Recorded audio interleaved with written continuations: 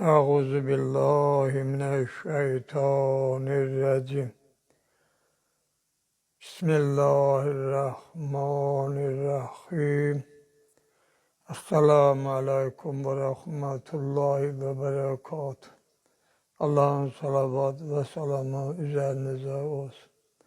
Allah Teala gelen günlerinizi hayırın bəddə eylesin. İşlerinize vand eylesin. Ettiğiniz ibadetleri de kabul eylesin inşallah. Size ileride demiştim de inşallah İmam-ı Zaman Ağa'nın fərəz duasını fəzilətləri hakkında danışacağım. Ama istəyirəm bugün bir balaca imamlarımız hakkında azca da olsa, yani bir qədər danışıb, gələn söhbətində inşallah fərəz duasının fəziləti hakkında danışacağım. Əziz bacı və qardaşlar, hamınızın bildiyi kimi bizim imamlarımız hamılıqla məsum və pak halda xalq edilmiş və o halda da dünyadan getmişlər. Yəni onlar məsumdurlar, onlar heç vaxt günah etməyiblər. Onlar elə xüsusiyyətlərə malik olmuşlar ki, adi insanlar o xüsusiyyətlərdən məhrumdurlar. Məsələn, Həzrəti Əmir-əl-Möminin Əli əleyhissalam ana bətnində öz anası Fatimə binti Əsəd ilə söhbət etmiş və dünyaya gəldikdə Quran oxumuşdur. Həmçinin Allah'a şükür etmiş və 5 yaşında ikən imamət məqamına nail olmuşdur. Bu pak nurların hamısı bir müəllimdən dərs almış, bütün elmlərə yiyələnmiş, həmçinin indiki, keçmiş və gələcək zamanlardan xəbər vermişlər.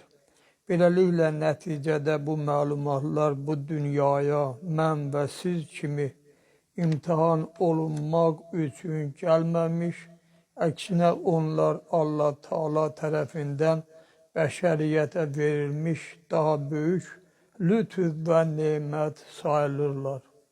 Hamımızın bildiyi kimi Allah Teala ədalətlidir və Qur'an-ı Kərimdə buyurur: فَمَنْ يَأْمَلْ مِثْقَالَ ذَرَّةٍ خَيْرًا يَرَهُ وَمَنْ يَأْمَلْ مِثْقَالَ ذَرَّةٍ شَرًّا يَرَهُ.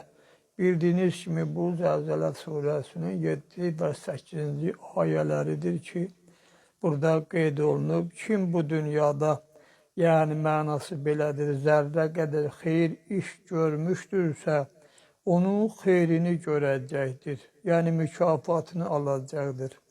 Və hər kim zərrə qədər pis iş görmüşdürsə, onun zərərini görəcəkdir.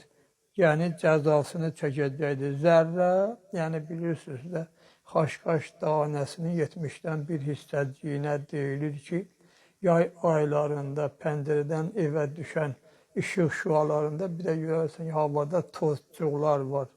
Həmən o tozcuqlara zərrə deyilir. Allah Teala ədalətli, bəndə isə caizül xəta, yəni xətakar və günahkardır. Allah Teala'nın bizlə öz ədaləti ilə rəftar etdiyi halda insanların çoxunu özünün qəhr alovunda yandırmalarıdır. Allah Teala hədis-i qüdsüdə buyurur: mən bəndələrimi odda yandırmaq üçün xalq etməmişəm. Və nəyin bahasına olursa olsun onları öz ədalətimlə nicat verəcəyəm. Yəni Allah Teala qiyamətdə ədalətlə fəqət rəftar edəcək. Deməli bizim Rəbbimiz mehriban, kəramətli və səxavətli olduğuna görə bəşəriyyətin nicat tapmağı üçün namaz qılmaq, oruç tutmaq və s. ibadətləri qərar vermişdir. Allah Teala'nın inayət etdiyi daha böyük lütfü Hz. Peyğəmbər sallallahu aleyhi və səlləm və məsum imamlar əleyhissalamlardır ki, səfirlərini yer üzünə göndərməsindən ibarətdir. Yəni onları yer üzünə göndərib ki, bizə yaşamağın qayda qanunlarını onlar öyrətsin. Onlar bu dünyaya gələrək dünyada öz yaşayış tərzini bizlərə öyrədir. Və habelə biz günahkarlar bu ilahi əziz şəxslərin vasitəsilə öz hacətlərimizə nail oluruq. Həmçinin biz bəndələr Allahın bu əzizlərini sevmək bəhanəsi ilə öz günahlarımızın bağışlanıb onların cəzasından nicat tapırıq. Bu müqəddəs varlıqlar elə böyük məhəbbət, güzəşt və mehribançılıqla yaradılmışlar ki, qiyamət günündə öz şəfaətlərini bir çoxlarının cəhənnəm əzabından nicat tapmasına səbəb olacaqlar. İlahi, biz vilayət nemətinə görə sənin şükrünü necə yerinə yetirək? Sənin Allahlığına and olsun ki, dilimiz şükür etməkdən qüsurludur və lütflər sənin vücudunun hesabsız kərəmindəndir. Biz bəndələr sənin kimi xaliqlə fəxr edirik. Xudavəndə ömrümüz boyu sənin hər bir nemətin qarşısında nankörlük etmişik. Sənin peyğəmbərlərinin və pak höccətlərinin qədrini bilməmişik. Sənin yaratdığın yer üzərində yaşamış, ruzunu yemiş və bütün nemətlərdən istifadə etmişik. Amma sənə təşəkkür etmək əvəzinə nəfs və şeytan əsri olmuşuq. Belə ki, bizə insaniyyət və kəmal ardınca olmaq göstərişi verdikdə, heyvani xüsusiyyətlərin ardınca getmişik və axirət azuqəsi fikrində olun deyə göstəriş verdikdə, bütün varlığımız dünya və nəfsani istəklər olmuşdur. İlahi, öz vəfasızlıqlarımızdan nə deyək? Xudavənd-i aləm, bu əməllərimizlə sənin ədalət məhkəməndə necə duraq? İlahi, bəndələrin öz peyğəmbərinin zəhmətlərinə necə əcr verməsini gördünmü? Sənin peyğəmbərin sallallahu aleyhi və səlləm dünyadan getdikdə təxminən 7 milyonadək müsəlman var idi. Amma bu bəndələrin 3 ay keçməmiş bir dəstə dünyapərəst cani Həzrətin qızını və canişini Həzrət Əli əleyhissalamın qapısını məqam sevgisinə görə yandırdılar.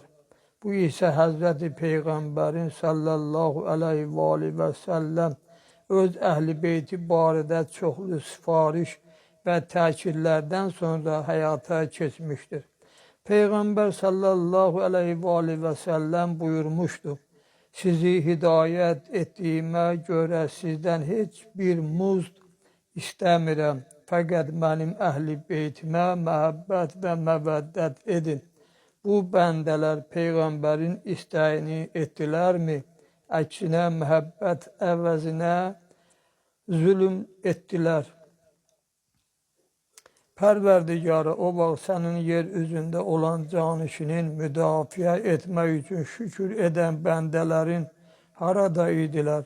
Sənin yeganə xaliqin öz canişinin boynuna bir dəstə insana oxşar şeytanlar tərəfindən kəndir atılıb çəkildikdə sənin necə səbrin var idi? İtaətini bütün cinlər, insanlar, hətta peyğəmbərlərin və yer üzündə mövcud olan bütün varlıqlara vacib etdiyin pak və məsum qadının Həzrəti Fatimə əleyhissalamın necə döyülməsini gördünmü? Başqa canişinin olan İmam Həsən Müstəba əleyhissalamın ciyərini tikə-tikə edib o biri höccətinin başını nizəyə taxdılar. Həmçin o birini uzun illər boyu zindanın bir küncündə əsir edərək hər birini zəhərlə şəhid etdilər. Bu pak gövhərlərin tərəfdarları harada idilər? vilayət nemətinin şükrünü necə yerinə yetirdilər? Ey dünya, sənə və vəfasızlığına ağır olsun.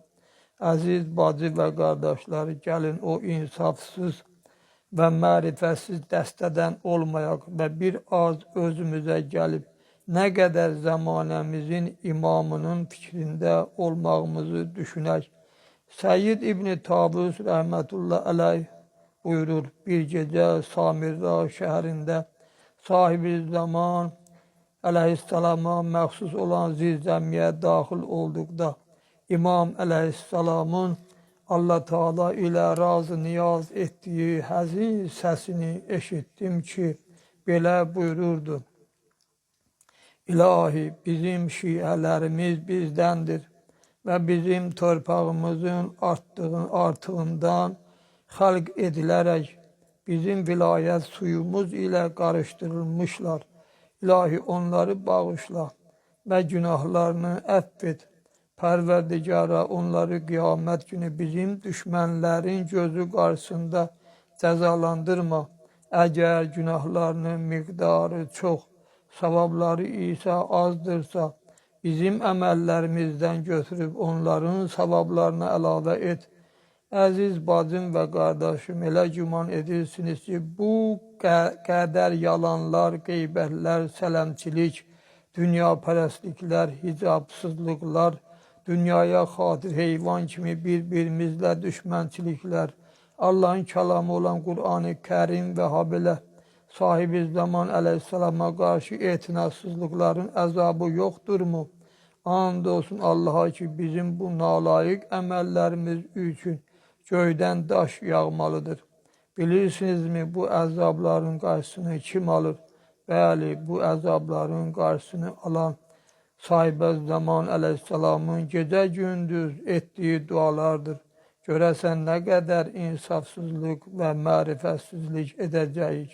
Nə üçün o ilahi haqqın fikrini çəkmirik. Görəsən nə vaxtadək o həzrətin huzurunda günaha bataraq bir şiə adı ilə o həzrətin zinəti olmaq əvəzinə nalayiq əməllərimizdən Həzrətin pak qəlbini ağrıdacaq.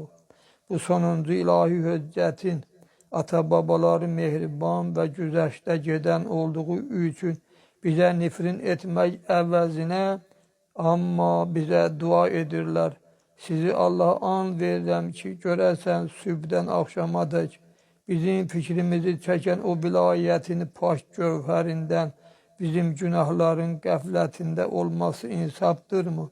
Bir halda ki, hamımızın bildiyi kimi sahibə zaman əleyhissalamın vilayətini qəbul etmədən heç bir əməl Allah dərgahında qəbul olmayacaq.